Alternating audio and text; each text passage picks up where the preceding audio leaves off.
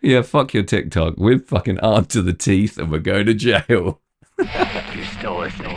This is our final transmission.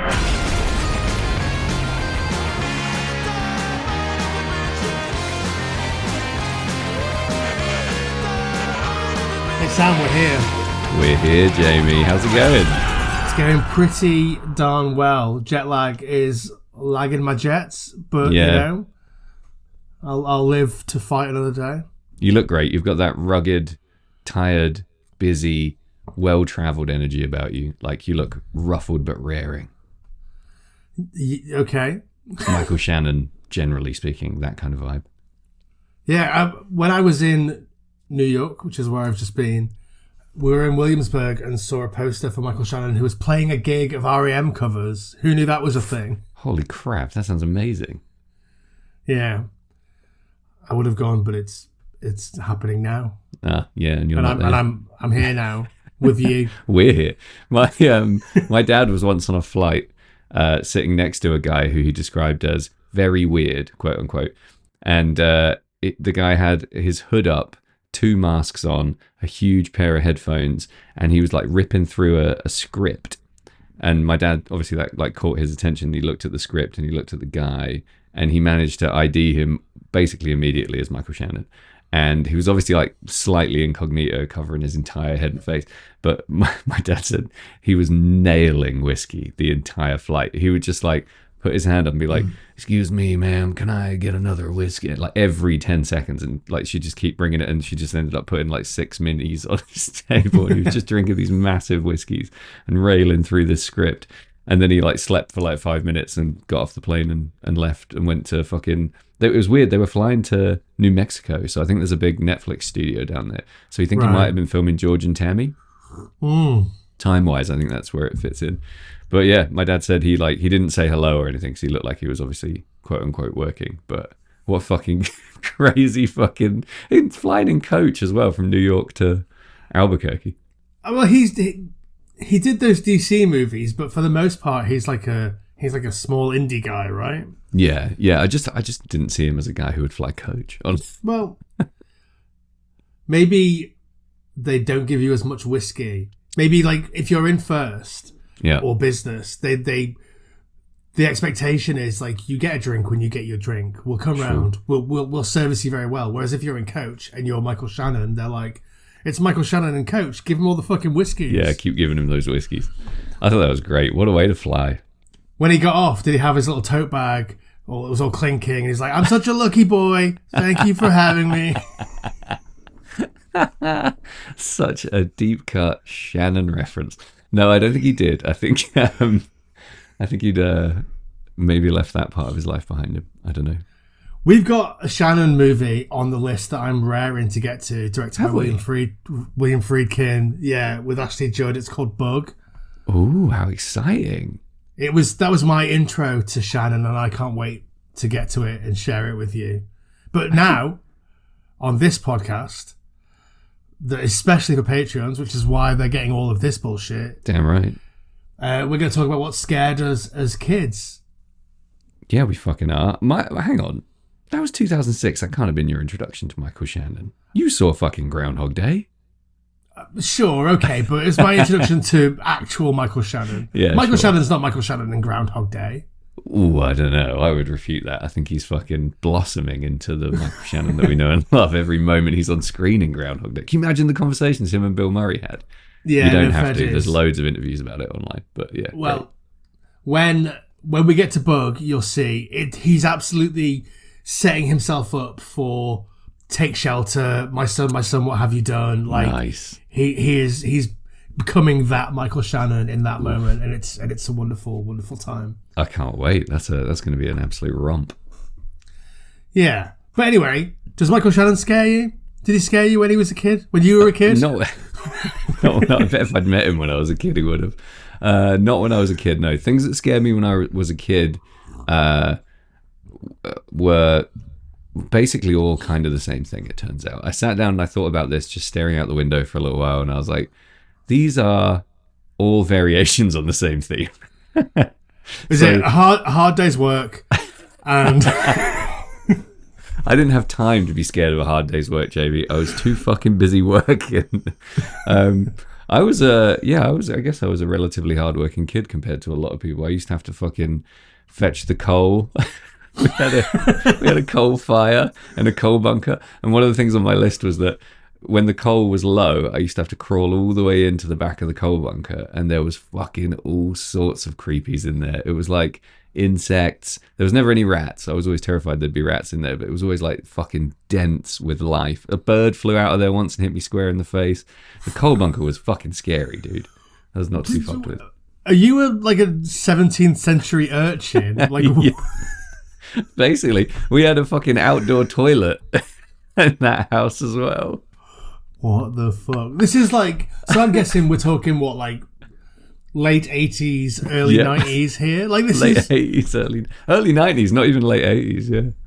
This is insane. It is insane that you didn't have indoor plumbing. We did. Sky.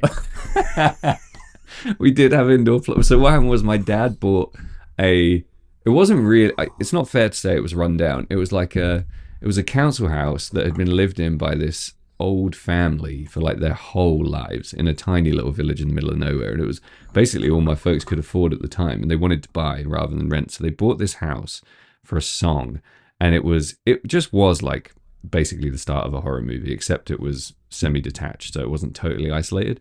But when they bought it, the garden was all like, it looked like a plowed field. It was just fucked, and it was only like 20 foot square or whatever. And then inside the house, I remember they were showing us around, and I was fucking terrified because everything in there was fucked. Everything was ancient, everything was grisly as fuck, and the living room was just stacked. There was like a corridor down the middle of the living room that I remember walking down and looking up, and I couldn't see this pile stopping until it hit the ceiling. It was just wood either side, stacked with wood all the way down the living room to the fire, and they would just chuck wood on, light the fire, and fuck off. And it was just like every room had something weird like that in it. So when we moved in, we had to do all this work, and my dad was in the garden, like, you know, sorting out all the fucking churned turf and shit, and he found so many animal bones, and then he found a shoebox with a bunch of bones in it. And to this day, he was like, nope, don't want to know, and just threw it in the bin. It's obviously a fucking baby. Jesus Christ. There was so much weird shit about that house when we moved in. It was fucking horrifying. That's like, nobody's done this, but like, imagine a movie where someone buys the Texas Chainsaw House. Yeah. After like the area's been gentrified a little bit, and like someone buys the Texas Chainsaw House, or let's say we can't get the rights to Texas Chainsaw, so it's like the house where a load of weed whacker murders took place or whatever. All the shit that you would find. I mean, that's what it sounds like. It sounds like your house. Well, it's just like your childhood home. Yeah, an ancient like rural Suffolk family, just like inbred, burying their fucking unwanted offspring in the garden, all kinds of mad shit. Yeah, it was fucked up, but it was, you know, it was great. Eventually, we fucking did it up and whatever. But coal bunker, outside toilet, as well as indoor plumbing. Like, but yeah, my like chores were fucking weird compared to my peers. Like I'm literally imagining like one of those like wooden shack toilets with a moon cut into the wood. Not far off. You'd go out the back door of the kitchen, and you would go down some stone steps, and then you'd cross like a little alleyway. You'd go up some stone steps, and then you'd be in an outhouse area. And the toilet was like at the end of the outhouse, and it had a big hinged wooden door that you'd go in, and it would shut behind you. And then you literally had a privy seat and a fucking little slop hole down to the sewer. Did you ever look down into the hole and see if there was a guy in there looking at you? Quite regularly, yeah. And it was obviously fucking terrifying. I've got vivid memories of like spiders just like flying up from the underside of the seat, just like and running at me and shit. Like, oy, oy, oy. You didn't have to use that toilet. We weren't even really supposed to. Obviously, I used it all the fucking time. Why wouldn't you? So spiders were a big thing that I was scared of when I was a kid because my mum was scared of spiders. Okay, go on, tell me. And I'm less scared of them these days. Like I can get a spider and I can, you know, mash it to a pulp. Oh God. But like when I was not a friend of the arachnid. No, absolutely not. Like I was scared of spiders because, like I said, because my mum was, and my mum was so paralyzed, scared of spiders that if there was a spider in the room, we would move house. Basically, like, like when she was a single mum, like it was basically she had to go get a neighbor to get it out. Right. And then when she moved in with her husband, he would sort them, I would imagine. But yeah, she was so terrified of spiders, and obviously that just, you see your mum, the only person that you know in the world, being scared of these things. Obviously, that means that they're terrifying. Yeah, it means they're a real threat. Yeah, and then I saw arachnophobia and was like, oh, I understand. Yep. And so I was always really terrified of a spider crawling up my arse while I was shitting. See, here's where we're different. That sounds like it would feel great to me.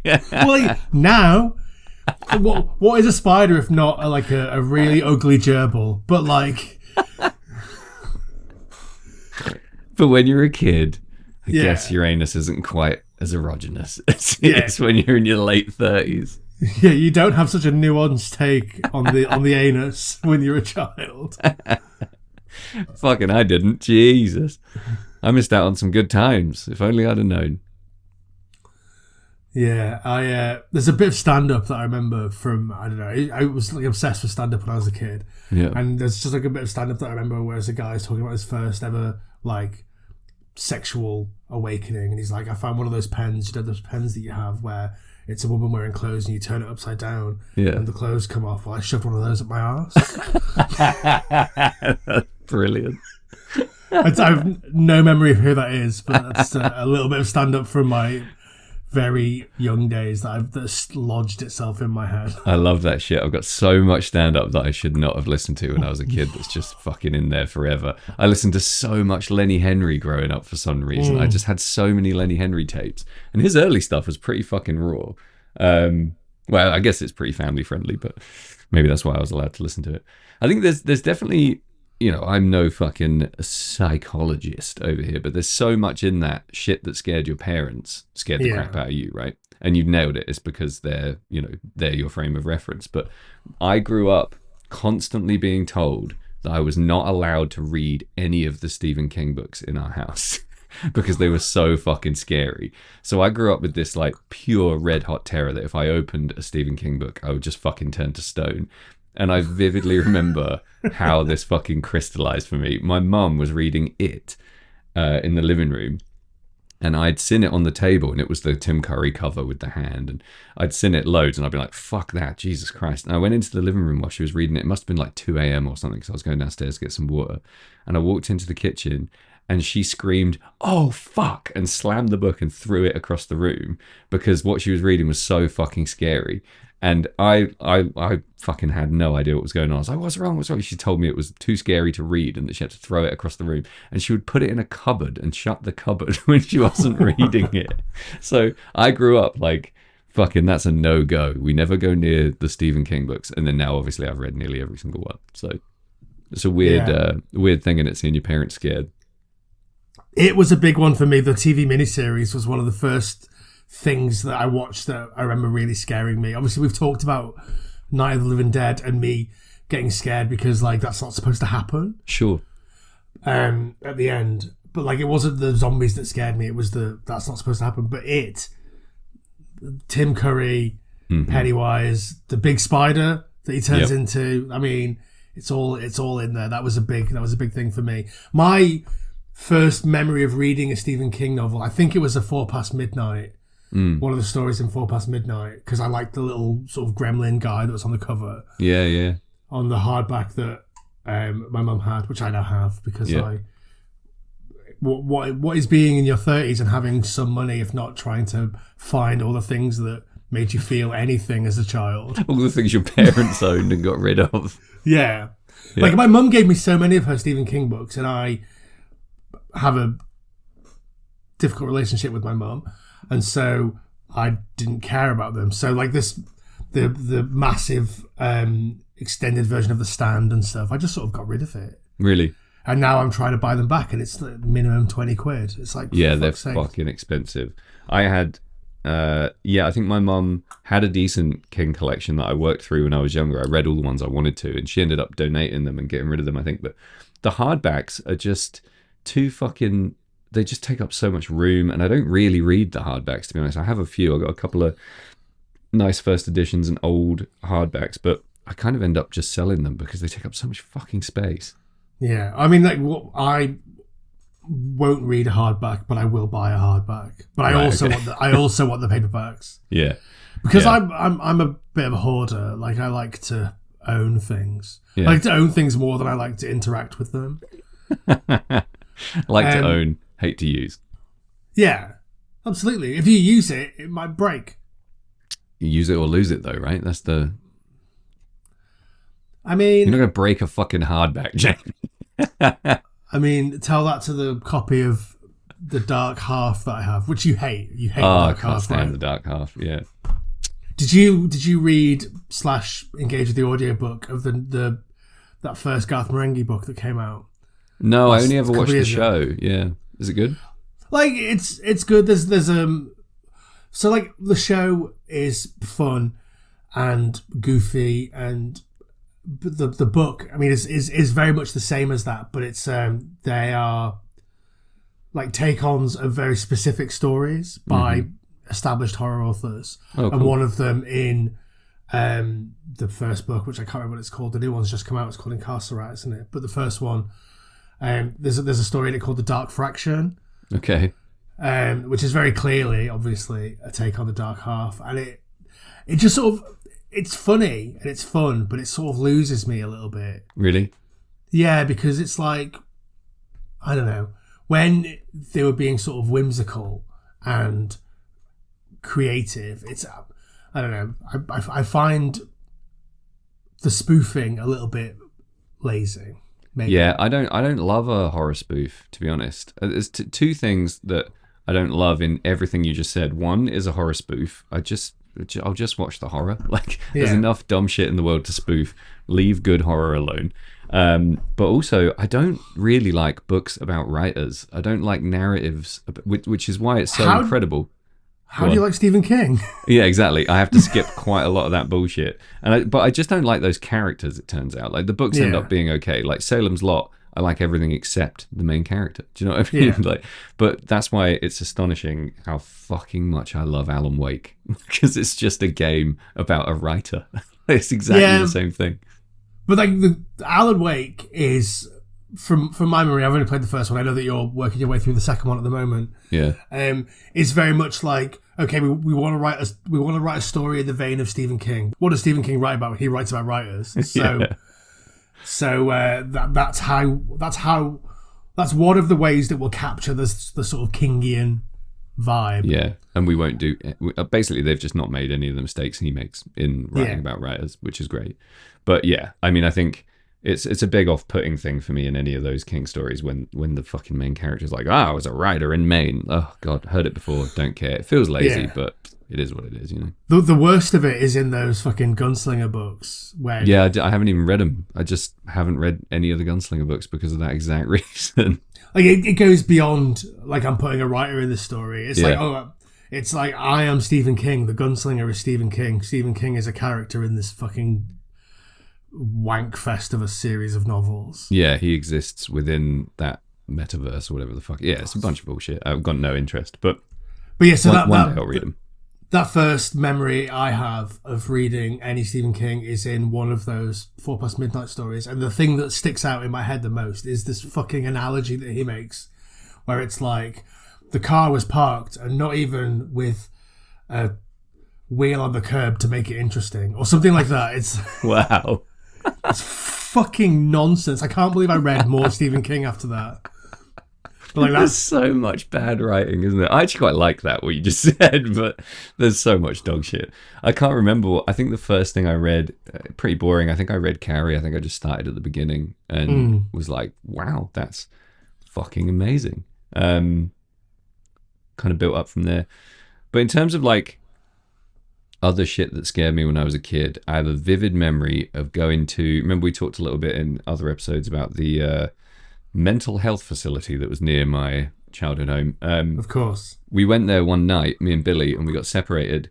And there was of course, a creepy playground just on the edge of the, it was like an adult playground. So it was like big swings and like a big seesaw. An adult playground? Yeah. Like was there a glory hole?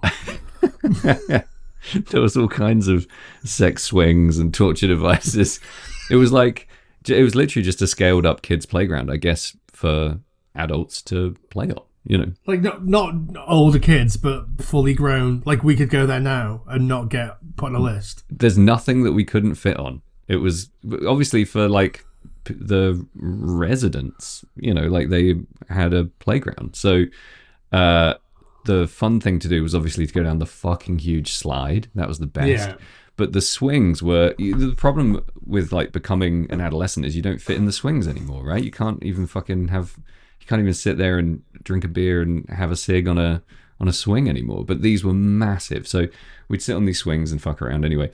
I walked up to the swings to just sit and wait. This is like pre-phones. And I sat down hard on this swing. And as I like slammed my ass onto this swing, it felt like a million. It was probably like 2. But all these bats came down off the crossbar and were just like flying around my head. And I literally just fucking ran off into the woods screaming. And from then on, I was pretty fucking scared of bats. Like they really made me uneasy when they're in the sky. And yeah, if I saw like those bat boxes in the woods, I'd get a bit fucking edgy. But I had a troubled relationship with the bat for years until I just fucking snapped out of it. I don't know what happened, but I just started loving them. I'm absolutely fucking obsessed with bats now as an adult. Like I think I donate to this like bat rescue thing where they catch and release these bats and they like pipette feed them water and stuff and they groom them and help them fucking learn to fly again. But I was shit scared of them for years when I was a kid. Yeah, well, I'm sort of terrified of anything that flies in my zone, in my you special. You don't like pigeons coming up like that, do you? Pigeons, moths. Moths are, we've talked about moths because they don't exist. Like anything. Butterflies. Butterfly gets to here. It's going it's getting whacked. I don't care how rare it is or whether it looks like a fucking Esso tiger from the 90s. Like you love killing insects, Jamie. I don't love killing them. I just don't. If anything gets in my zone, it's going down.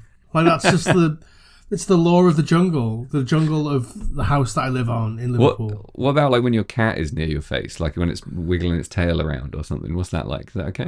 That's okay. Okay. It's stuff that sort of wanders in from the periphery. Right.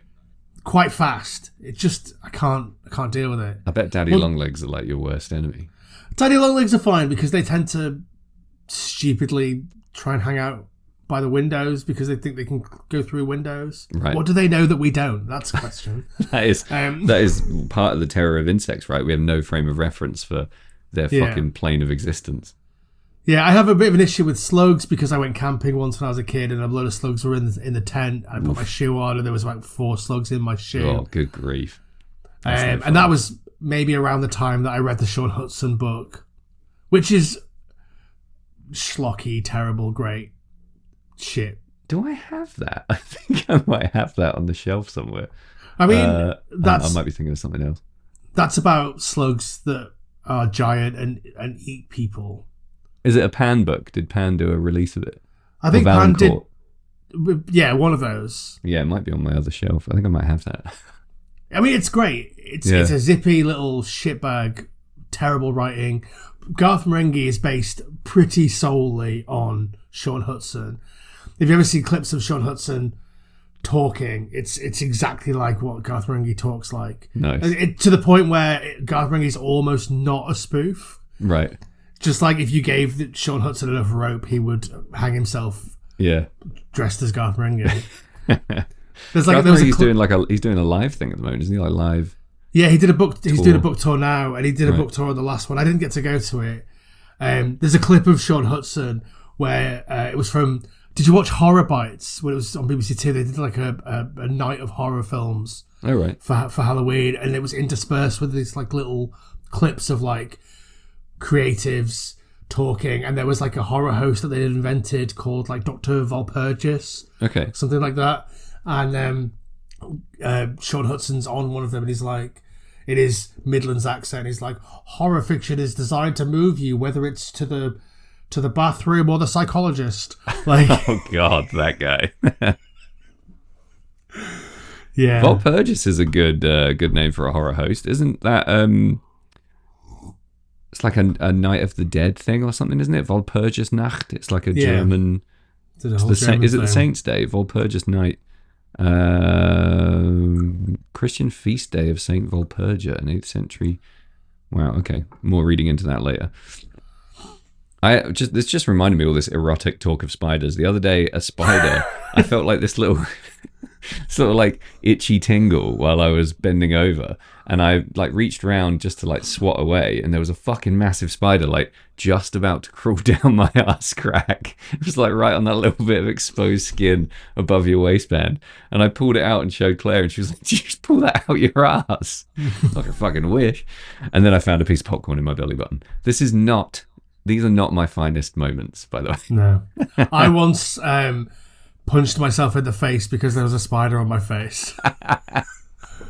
I put a towel, I got out of the shower, I picked a towel up off the floor. It was when I was sort of living a bit of a student-y life. I can't remember if I was a student or not, but it was the sort of, I picked a towel up off the floor, I wrapped it around the hair that I had at that point, and I just felt like a drip coming down, which is normal when you get out of the shower. And then I looked at my girlfriend at the time's face, and she looked horrified, and I was like, oh my God, there's a spider on my face. And I just fully just like closed fist gave myself a black eye.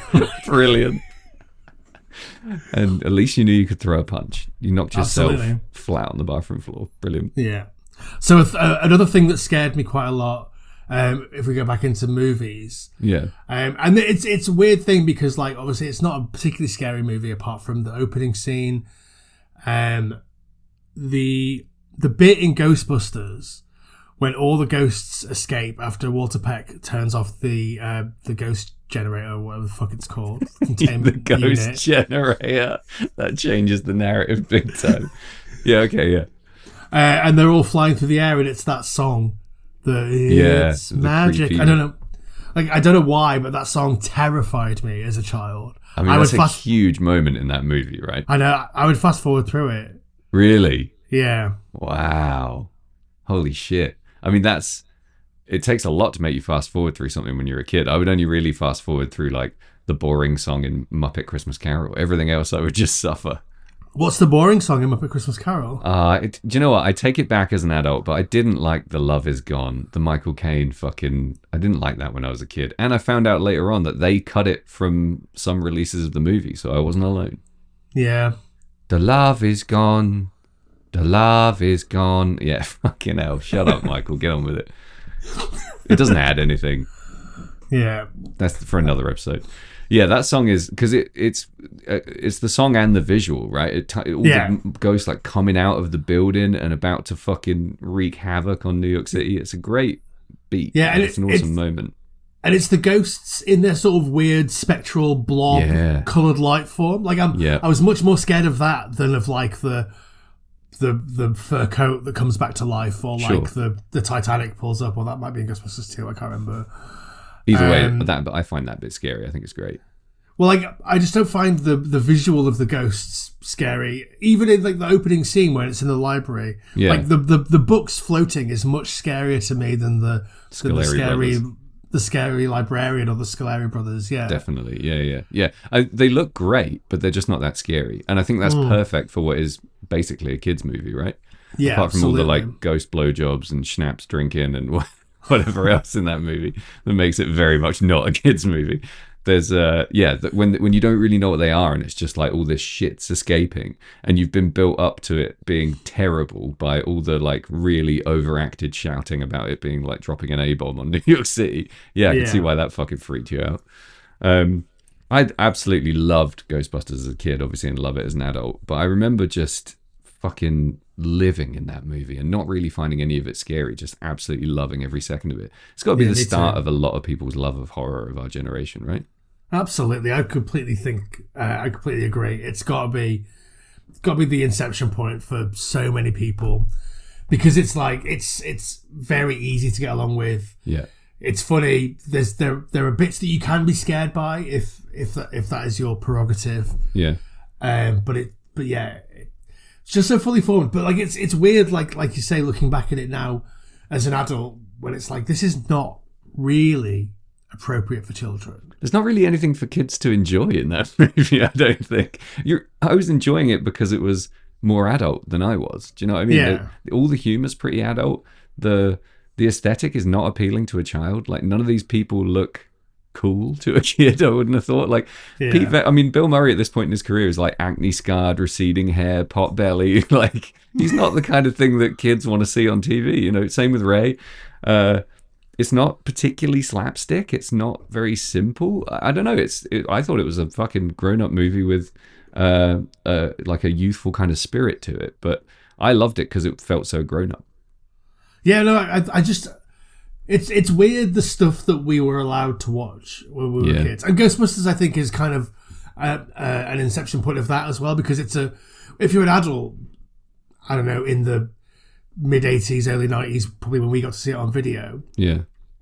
Like, as an adult watching it, those adults grew up in the 70s and 80s when everything was fucking hard and horrible. So they're like, this is frivolous bullshit for kids. Mm-hmm. And as kids, we were like, this is the most adult thing I've been allowed to watch. And then we had cartoons based on Rambo and on RoboCop and the Toxic Avenger. And like, it's just so weird how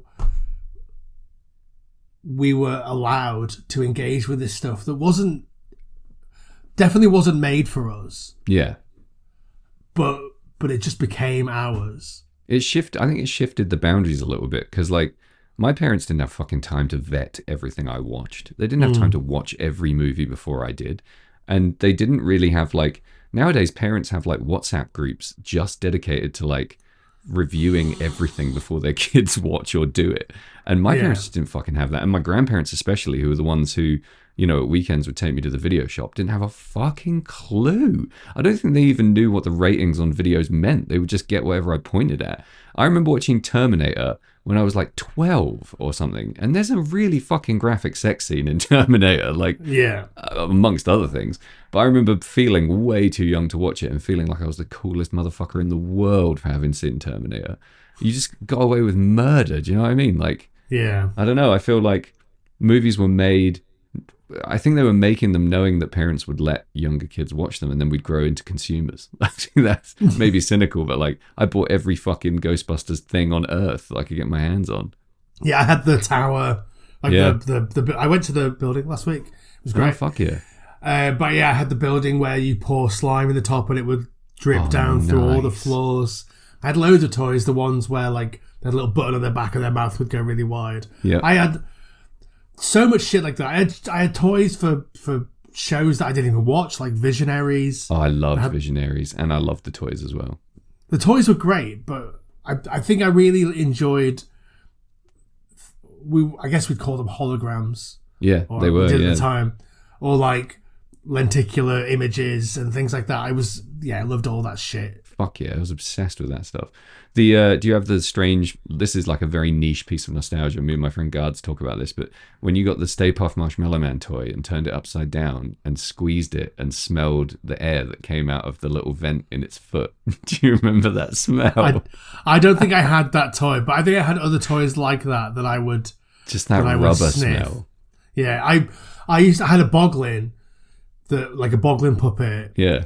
And if you turned it inside out, it looked even weirder. Right. And I used to do that all the time. And I would chew the rubber. Even like I was probably like, I don't know, 10, like too old to be chewing shit. But like chewing your Boglin. But like the rubber, the sensation of it, it's insane that I don't have like a latex fetish at this point. Yeah, because right. like I was obsessed with like the feel of this rubber in my mouth and would just chew it for hours. I was the same with the smell of like my leather bookmark. I should be like a massive leather freak. I would just smell my bookmark all day long. Just like, I'm gonna go read. Sure you are. Yeah. Yeah, I'd be like playing Toe Jam and Earl just for hours, just chewing my fucking chewing the Boglin. That's such a fucking weird image. I love it. The other thing that I was shit scared of, and this is the big one, and you might, I don't know, I think a lot of people who grew up in the countryside relate to this. I was fucking terrified of the farmer. Yes, absolutely. Oh my God. The idea of the farmer, because if you set foot in a field, you would get shot in the face. And if you ever saw a farmer, you would run in the opposite direction. That was just what I grew up believing. Like, I would take shortcuts through fields and I would fucking sprint with my head down, hiding, because I thought I was going to get my fucking head blown off. Did you have the same thing? Absolutely. You just like unwoken, like something inside me that was buried. Because obviously I was a shithead little kid and we used to go around stealing all the car batteries that powered the electric fences. Right. So we could go into the fields without getting shocked. But yeah, the idea that the farmer, and anytime you saw the farmer, there was a very real feeling, if not a real possibility, that you were getting shot in the face. Yeah. God. That's exactly it. And it wasn't like nowadays all farmers are fucking like millionaire dickheads. Back then, these farmers weren't fucking around. They were drunk. They were scary. They definitely had guns. And they probably propagated this myth that they were going to shoot you in the face themselves. Like, absolutely. Terrifying dudes. I feel like it came to me from reading like Roald Dahl books. Right, okay. So like in Danny Champion of the World, there's obviously his dad is a poacher. Okay. And so there's a lot of like him getting chased by farmers, right, with big guns. So I think that might be an inception point for that for me. I was just straight up told by my parents and all the adults in my life that the farmer would fucking shoot me in the head. Just to keep me out of trouble, stop me wandering off into the fields and shit. And I think Billy was the same. Like my childhood friend Billy, we would skirt the edges of fields instead of walking across them. We'd go like 5 miles out our way instead of going into a farmer's copse. Like we were just fucking terrified of that crazy silhouette on the horizon with the shotgun. Yeah. I think I must have seen 50 dog walkers when I was a kid, thought it was a farmer and ran in the opposite direction. Like I was so scared of the farmer. I wonder if like the Suffolk farmer is a different image as well to like the North Wales farmer. What do you see when you think of the farmer? I don't know. I wonder if like, because there's something about the Suffolk accent as well. Yeah. That adds an extra layer of like the farmerness to the farmer. Do you know what I mean? Definitely. Yeah, definitely. And they were very, very old Suffolk guys. You know, there weren't any, Suffolk has this weird confluence of culture where there's, especially where we lived, where, half of fucking London moved out of London into this part of Suffolk, and you got the culture clash of, the city and the real raw wilderness that was Suffolk in the 70s and 80s. Still, we're going back to like 50s and 60s, but these guys were like reclusive, scary, tall, muscular guys with double barrel shotguns in my mind. And they had like scraggly old clothes and dungarees and shit. And, that's entirely an image I've created in my head. They probably wore like Burberry and flat caps and shit. But in my mind, they were just like straight out of a horror movie. Yeah, because like if you, the vision in your head and in my head of a farmer is so different to the reality. Farmers are fucking posh. Yep. Yeah, they are. These might have been guys who just worked the land for the farmer as well. Do you know what I mean? Like, it could have been like Vesti employees and people from these wealthy families who hire gamekeepers and shit. But I didn't have a nuanced enough understanding of land ownership when I was 9 to know that it might have been a gamekeeper. I was just fucking... And we would find like... Oh God, this is unlocking deep shit now. We would find like those pheasant scarers and the deer feeders that the farmers would put out so that they could hunt the animals and whatever. And we were convinced they were traps for kids. It made no sense. Like, why would a kid want to eat like a handful of grain in a bucket? None of it makes any sense. But we were like, fuck, traps, and we'd run in the other direction. Like, you still ate it though, right? Of course, yeah, loads of grain. Ate as much grain as I get my hands on. Drowning in a grain silo was another huge childhood fear. That was one that your parents always told you to keep you out of the very open, very dangerous, very unattended grain silos that were fucking all over the place. And they, I'm pretty sure adults told me fictional stories about a kid drowning in a grain silo every year just to keep you away from them. So where I lived, there were a lot of like felled bridges. Okay. And we would constantly dare each other to jump over the space where the bridges were. Oh, amazing. And that was a thing that scared me a lot. And I would do it sometimes, and there were some that were definitely too big. And I went back to Wrexham, where I grew up, a couple of years ago, and went into this bit where the stuff was. And you couldn't jump that, even if you were fucking Evel Knievel. Like, you were, there was no jumping that shit. Like, it was about 25 feet apart.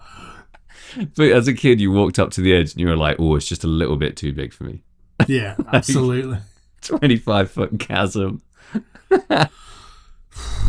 Yeah. I mean, that brings me to another thing I was scared of growing up. I was scared of the woods at night, just generally. Like, I think I gained a really acute understanding of what being scared is by being in the woods in the daytime and having a lovely time, and then finding myself, oh shit, it's getting dark and I've got like a mile of woods to get through before I get home, and then a farmer's field. And I would just everything became terrifying immediately. Everything that I've been looking at all day and hanging out with, immediately the threat level ramped up to 1,000. There was shit in the woods I didn't understand that was going to destroy me. The woods are where the ghosts are. You know, that was like, my family always talked about ghosts in the woods and stuff, and I would fucking sprint through the dark woods to get home. And I always still have a little bit of unease, when it gets dark in the woods. I like walking in the woods pretty much constantly, but at night there's always a little bit of a, fear of the dark style tingle up my spine. Yeah, I remember there was a time when I had seen like a cliff face. It wasn't a massive cliff face. It was maybe, if I was say 13, I was probably, I don't know, 5'5", and it was maybe 9 foot high. Right. Like, taller than me. It required a bit of a climb. Mm-hmm. Also wasn't a very far drop. Right. But I got stuck halfway up it, and I was like, I need to climb this, because otherwise I'm a piece of shit or whatever. Right. You get your mind set on like a challenge that you've set for yourself. Yeah. And I was there for hours, just stuck halfway up it. I would get halfway up, and then I would slide down to like the bit where I had a foothold. Maybe it was bigger than that. Maybe it wasn't. I don't know how.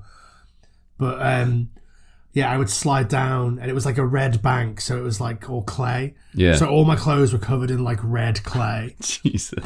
And I was stuck there for so long that it just went dark.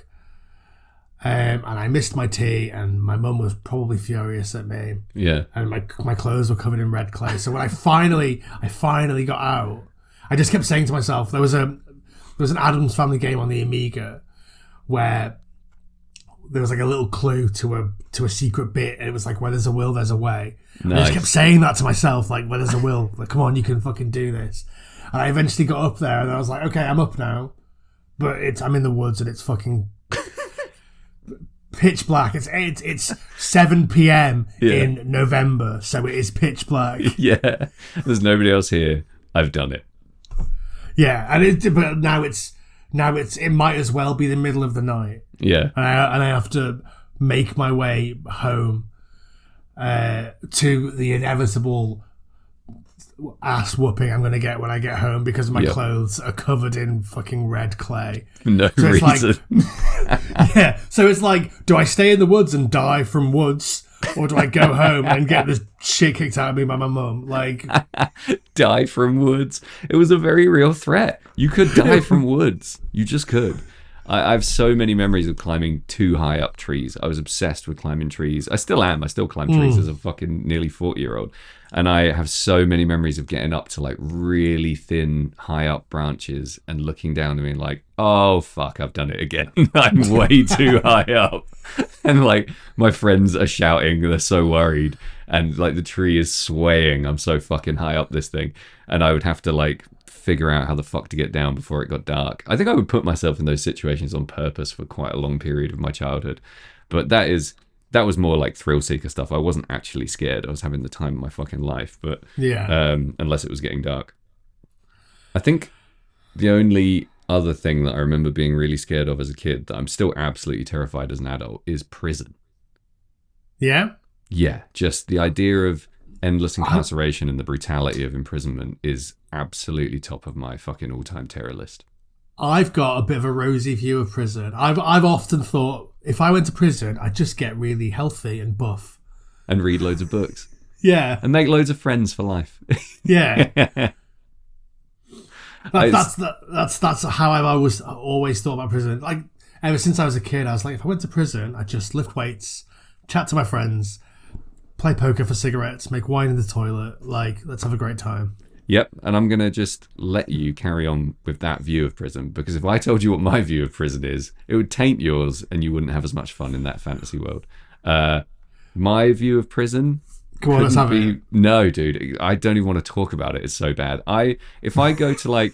I had to go to prison a bit with my old job. We'd go do stuff with kids in Did you prison. work for... okay. I thought you were like Enron or something. Enron. No, I did loads of stuff that was like anti-scared straight. It was about educating kids about, drug use and crime and stuff without trying to scare the shit out of them. And sometimes we would go either work with the police in small police stations or we'd go to, prisons, etc. And I would genuinely be racked with anxiety leading up to it. I'd be a mess while I was there and I'd be fucked after I left. And if I go to like a historic jail, like I went to Kilmarnock Jail in Dublin, I've been there twice. Both times I just walk around sobbing. I just cannot handle it. It's fucking horrible. I've looked at working in prisons and had to just not, because I can't fucking do it. Like, they just scare the living shit out of me, even as a grown-ass man. So when I was a kid, I got arrested. I think this started it. I got arrested when I was a kid and put in a cell totally illegally. Like, it was a big thing. My mum kicked off about it big time because I shouldn't have been arrested. B, I shouldn't have been questioned without an adult present. And C, I shouldn't have been put in a fucking cell. Like, it was ridiculous. I was like 11. But it scared the living shit out of me forever. And I think... What were you arrested for? So this is great. Me and my buddy Pete Reynolds were running late. And we had this routine that we like to do. We would go to the baker's and we would get these specific donuts that we like, these caramel donuts. And then we'd go to TVL All-Star Video and rent a movie. And then we'd have to get back to get a lift to go back to his house and watch the movie and eat the donuts. That was our like Saturday routine. We were running late, so we ran from the donut shop to the video shop, and then we ran from the video shop to the bus stop. And this aroused the suspicion of the local constabulary, who thought we were stealing. So we got we got pinched in the street in front of loads of people and dragged down to the fucking station, like literally dragged. And then they put us in a room and gave us like a proper fucking Hollywood interrogation. And I vividly remember this cop took out a copy of, it was like a Beavis and Butthead VHS. And he said, "And where did you get this?" And I was like, "The fucking video shop. You can't steal from the video shop. The cases are empty. You have to fucking pay the money to get the video put in the box." And he just was not, I was like, "Don't you understand how video shops work? You fucking moron." I think that's how I got my idea of police being fucking idiots. And he just refused to believe that we hadn't stolen this video. It had like it was in a video shop case. I was like, "I don't know how to explain this to you, you dumb fuck. Let me go." And obviously they rang our parents. My mum went insane, and then we were let go. The charges were dropped. It was fucked up. They put us in the drunk tank together. Like, you shouldn't do that to kids. What the fuck? No. I was arrested once when I was, I don't know, maybe 14, 15. For killing a cop. Well, someone matching my description had been seen shooting a gun in like the fields near where I grew up. Oh my God. Like someone, and the description must have been, "It's a kid on a bike." A human child. Because I was just on a bike, and they arrested me and took me downtown. Jesus. And yeah, they were pretty hard on me. Did you think you were in serious fucking trouble? Were you gonna like? Well, I was just like, I didn't shoot a gun. I don't have a gun. Yeah. I've never had a gun. I had a decommissioned gun that I used to play around with. Yeah. But I never took it out of the house because this exact scenario. Yeah. Because I thought someone's going to see it and shoot me in the head. Like, I've seen enough movies to know that if someone thinks you're reaching for a gun, you're a gunner. Yeah, the cops will blow you to bits. Maybe not in fucking rural North Wales, but like in your head. That's in your head, yeah, exactly. So yeah. There was a time when the police came round to my house and they said that I'd been spotted shitting on a slide in our local park. Like, shitting on top of... You clearly don't know me. There's no way I'm shitting anywhere but my house. And my mum was like, he hasn't been out today. And they were like, he's been seen shitting on the slide. There's shit on the slide, and they've said it to him. Oh my God. There was another time when my mum thought I was smoking weed in my bedroom, and she called the police. What? Your mum knocked on you? Yeah. I mean, I wasn't even. My mum smoked and I smoked, and she would let me smoke in the house when I was like 15 or whatever, because you know, lads, yeah, whatever. It was the 90s, yep. So you can smoke wherever you want or whatever, all the time. Yeah, and it's very, very cheap to do so, right? Unlike these days. But yeah, so I was just smoking normally. We lived in a bungalow, so people would come, like friends would come and knock on my window, and I'd open the window and chat to them. Yeah. If I couldn't be asked going out. And I don't know, maybe one of them had a joint and they had a puff at the window. I don't know. But like, she came into my room and she was like, it smells like weed in here. And I was like, no, it doesn't. And she was like, yeah, it does. I'm phoning the police. And the police came. Hell, Mum. 4 hours later, and they were like, yeah, it does smell a bit like weed in here. I was like, 4 hours later? Are you fucking kidding me? Like, if it ever smelled like weed in here, which it didn't, it definitely doesn't now. Did you give the cops shit at that age? Like, no. Me neither. Not at all. I wish I could say I was cool. I shit my pants when I got arrested. I don't think I cried, but I was so fucking scared. I was one of those kids who, like, I was so scared of the police and so scared of being arrested and put in prison that I think I would have just done anything they told me to. If they were like, you're in the drunk tank with Pete Reynolds, you have to kill him or we're not going to let you out, I would have killed my best friend with my bare hands. Like, I was at the point where I was going to confess to something I hadn't done if it meant I could leave. You know, that classic, like, if you tell us you did it, we'll let you go. I was like, yeah, I did it. And I killed JFK. Like, whatever you got, I did it all. Like, oh God, I was so fucking scared. Yeah, I the first time I got arrested was for shoplifting from the Woolworths. I was shoplifting CDs. Singles. My buddy got arrested shoplifting at Woolworths, and I had to go with him because they were going to search us at the station, and I hadn't nicked anything, and he'd nicked fucking shitloads. So he got searched, and they were like pulling out all this crap, and I got searched, and they just let me go. And I remember walking away and being like, "Am I ever going to see you again?" Like, they fully nicked him. It was terrible. Oh God, go on. Sorry, what you said? Well, like, nothing really happened. But I did cry. I was very upset. I think I was like 12. Yeah. It was maybe like, oh, I'm allowed to go into town now. I can get the bus into town. Yeah. And go to the Woolworths and steal all their fucking bullshit. What were you CDs. nicking? Like, oh, CDs, right? Okay. It was. I can't remember if it was like CD singles or cassette singles, but it was like something like that. And sweets. We had loads of sweets. There was a specific like bubble gum that came in the shape of a CD. What the fuck? Like a full-size CD? Yeah. Jesus. So we had a bunch of that. But yeah, we would just steal anything that wasn't nailed down, really. From the and it never stopped, even after I got arrested. I learned to only steal from places that are big chains. When I was a kid, I didn't really understand that, like, stealing from a local shop. Yeah. Or like an independent business was different to stealing from the Woolworths. Well, you don't have a fucking clue, do you? I bet kids like you probably put Woolworths out of business. Well, they definitely folded because everyone stole from them forever. I always found it so weird when Woolworths closed because they were selling everything, like even like the shelving racks and stuff. It was like, I wondered if they were like trying to make a statement. What do you mean? Like, this is how hard you fucked us?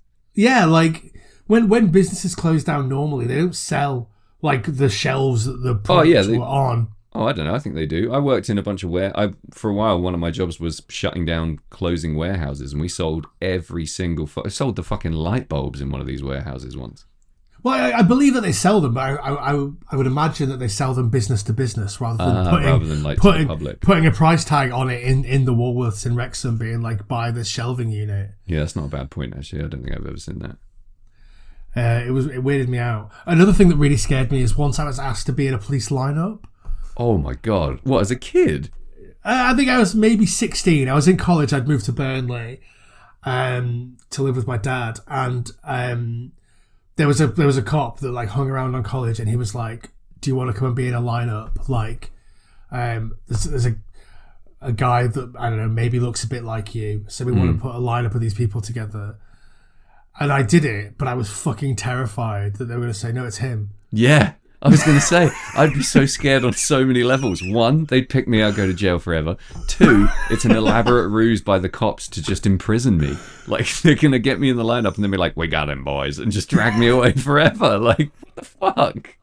I don't know why I was so paranoid. Like, I wasn't like, I got in trouble later from, like, you know, fighting and shit. But as a kid, I didn't do anything wrong ever. I stayed out of so much shit that I could have got into. I didn't steal. If I put 5p extra of penny sweets in my bag and told the guy it was like 30p when it was 35, I would be sweating bullets the whole way to the fucking door. I didn't do anything wrong, and I was so terrified of incarceration. I was the most like fucking the least likely kid to go to jail. I wasn't going to end up in a fucking pupil referral unit for like not handing in my homework or whatever the fuck I was scared of. It was ridiculous. So I wasn't scared of going to prison. Right. Because my parents are pretty right wing. Right. And they were always already like, were in prison. Is that what you're saying? No. So they were like, prison's too soft. Everyone has a lovely time in prison. It's basically, It's a lovely place. Everyone gets a TV. They can look at newspapers or whatever. Yeah. So like, prison is a soft place for soft people. Right. Okay. So I was always like, not my experience. Yeah, fuck that. Scariest place on earth. Still, no thank you. I always say that, like, if I got arrested, you know, you see like in the movies the montage scene where you walk into prison, like your first like steps into prison. The first thing I would do is just kill myself at the nearest opportunity. I would find the first thing I could use to kill myself, and I would end my life. I'd try and kill myself on the bus on the way in. I would just be like, anyone using this, just hang myself immediately. Like whatever I could get my hands on. Goodbye. Do you ever, when you see a cop and they've got a gun, like when you're in America, you're like... Grab that, shoot myself in the head every time. Yeah. I can't not. That scene in Manchester by the Sea where Casey Affleck grabs the gun and tries to shoot himself in the head, but the safety's on. That's like... I see that in my head every time I see a cop with a gun. I'm just like, fuck. Yeah, rough. So yeah, don't want to go to prison, guys. Don't want to go there. Don't want to do it. I think it's probably fine, guys. It's a real cushy life. They've all got TVs, PlayStations. Newspapers. Yeah. Weights. Exactly. Yeah, I wish. White and that's everything what? I was scared of. That's my everything. What, you got anything else?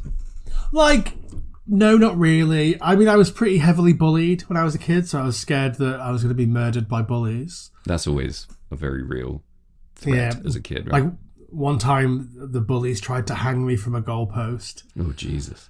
So yeah, that was pretty bleak. I think we might have talked about that before. I was scared of being curb stomped. When curb stomping was a thing, I was scared that a group of kids were going to curb stomp me to death. Yeah. We'd all seen American History X and when people learned about curb stomping, everyone was like, oh, Matt Fitcher's going to curb stomp you. Like, fuck, I'm running away. Jesus Christ. I'm not going to fight him. He's going to curb stomp me. There's rules. Yeah. Well, because I was bullied so heavily, I eventually became known as the guy that could just take it. Right. And then when I got known as the guy that could take it, people would start on me even more. Jesus. And then I eventually would start giving it back. Right. And then I remember once getting called into the headmaster's office at school because one of the kids that was bullying me was beaten up so badly that like they thought I was bullying him. Oh, wow. And I was like, you're taking the fucking piss here, mister. You have no idea what you're talking about.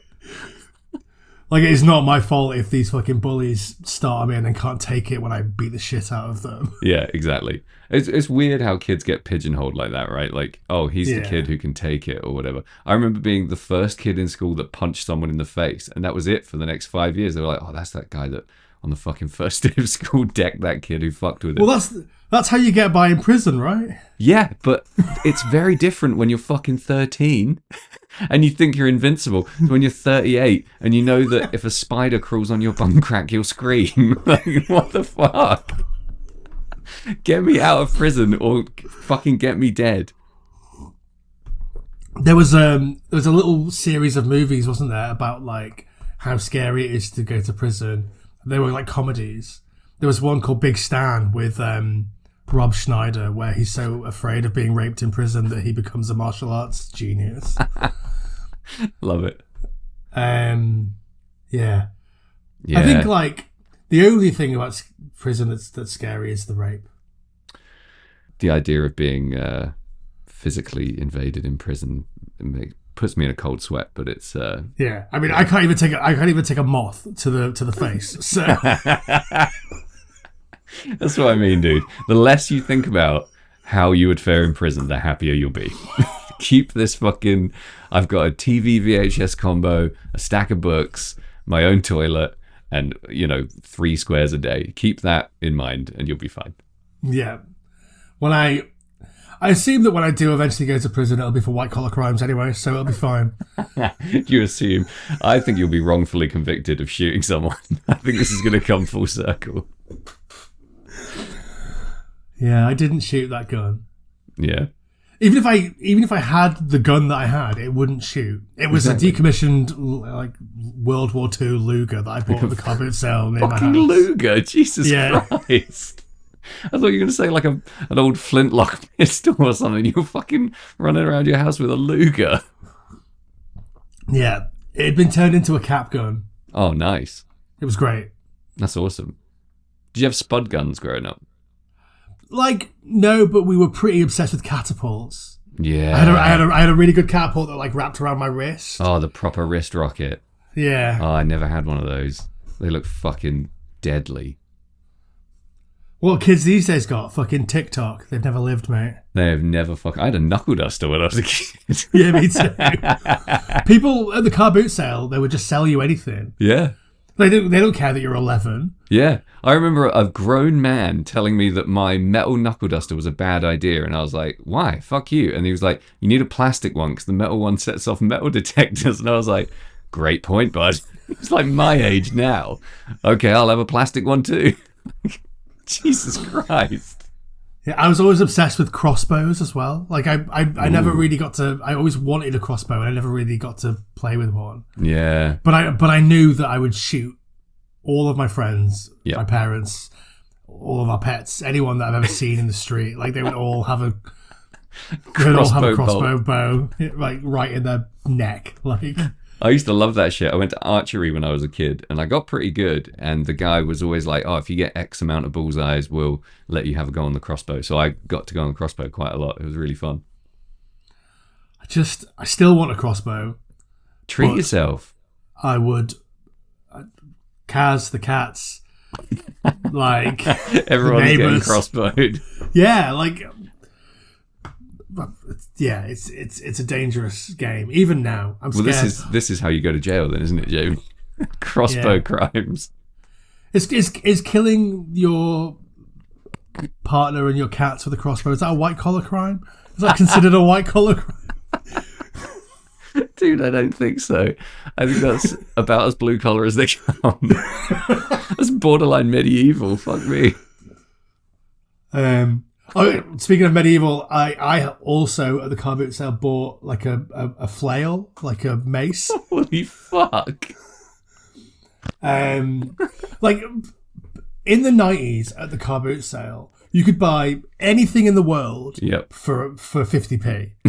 Yeah, you could. For 1/4 of your pocket money. Yep. You could buy literally anything that you've ever thought of ever. Flail, a crossbow, and 2 knuckle dusters. Yeah, fuck your TikTok. We're fucking armed to the teeth and we're going to jail. I love so many fond memories of smashing stuff up as a kid. Just like Street Fighter style, destroying a car. Like just wailing on inanimate objects. So much aggression vented. And I don't think kids do that as much nowadays. Yeah. Well, I mean, I think I talked about previously finding a TV in the woods. Yeah. And we just smashed it up forever. Like having so much fun TV. Destroying an old... The noise they made when you got them right square on the top. It was like a full-on fucking bomb exploding. It was amazing. There was this fucking place on the industrial estate where they used to, for some reason, have an enormous pile of fluorescent light bulbs. and they would be up there all the fucking time. So you could go up there and fight with them. You could just like whack each other, and they would just go. They'd make that popping noise, and you'd never get hurt. Like, we definitely should be dead because it all probably should have fucking ripped our eyeballs out, probably given us cancer and whatever else. But my favorite thing to do is go up there alone. I used to just set up a little pile, and I would javelin style try and throw one fluorescent light bulb into a wall so that it went like full length to nothing and just like disappeared into the wall. And the first and only time I ever did it, I was like fucking Rocky at the top of the steps. I was so far, but I was surrounded by like a million smashed up light bulbs, and they also threw away windows. Like, they made fucking windows, and if they fucked them up, they would throw them away, and you could just go and throw bricks through them. It was awesome. That's amazing. Yeah. We used to go to the supermarket that was near us, and they wouldn't put their trolleys away at night, and so we would just like four of us, two of us in a trolley, two of us pushing, do like demolition derby, like rattling trolleys at each other. Also, definitely should be dead. I'm pretty sure my friend Mark Jones lost all of his front teeth. Oof. Just like, I think, do you know that bit? I think it's in a Jackass. Obviously, this is pre-Jackass, but I think it's in a Jackass where someone's in a trolley and they're facing the handle. Oh, fuck yeah. And the handle and it hits a back. curb. Yeah. Yeah. So I think that's how Mark Jones lost all of his teeth. That's really bad. They might have been baby teeth. I don't know. He's probably fine. He still lives at home. I'm sure he's fine. This wasn't really a kid thing when I was older, but I ran and I did a forward flip into a bush. Just a classic, like, way fucking around. And I landed quite hard on my ass and was winded. I was like, oh, fuck. And I sat up and looked down, and there was an enormous spike of metal sticking out of the ground, like a circular scaffold pole sheared to a fucking razor sharp point. And I landed with it, like it ripped a hole in my jeans and was sticking up in front of my face. So like 2 inches further, a foot further, I'd be fucking speared and completely dead in a bush. There was no one around. I was just fucking around on my own. I'd just be laying there. Mate. Yeah, I was just gored.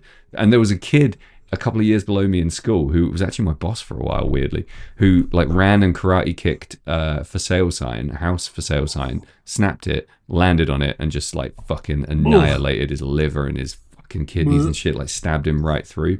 And I looked down and I saw that, and I thought, oh my God, everything everyone's ever told me about how dangerous it is to forward flip into bushes at night was 100% right. There are just fucking spikes in these things. Who'd have thought? Nearly died. Well, I'm glad you didn't die, Sam. Could have ripped my fucking asshole out. Jesus Christ. You either die in a bush or live long enough to go to prison. That's the, Them's your choices. Fuck, I wish I died if I knew that was coming. Jesus. Well, I guess we better wrap this fear-mongering shit show up for these hard-working people. Yeah, so Wastoids and Gore Warlocks, get in the comments and tell us about the shit that scared you as a child. Feel free to record lengthy voice notes. Yep, that's your homework. Give us the scoop. We want to hear what you were scared of, because maybe you had less rural grow-uppy existences than we did, and therefore might have different things that scared you. Yeah, you might have like legitimate terrors. Yeah. We have a really good schedule coming up as well, bud, right? Yeah, so the obviously we're full swing in November at the moment, so you've just heard Demons and Demons 2. Yeah, and you've heard Night of the Living Dead, the remake, a couple of weeks ago. Hopefully you didn't hate those movies and didn't hate those podcasts. And then coming up, fucking loved them. Yeah, and then coming up next week we've got Hatchet, modern slasher, which you will love. Yes, and then following that we've got Curse of the Crimson Altar, which you might love. I mean, we've not talked about that yet, so I'm excited to see what your thoughts are. Fuck yeah, I'm excited to talk about it. Yeah, and then after that it's December, where on Christmas Day, Sam, we're releasing our Septic Man episode. Oh, good grief. Jesus Christ. What is wrong with us? We're going to get fully septic for Christmas. Oh, I can't wait. Drench me in human viscera and fucking turn me loose on Christmas. Yeah. But for now, we'll see you soon. See you in the wasteland, buds.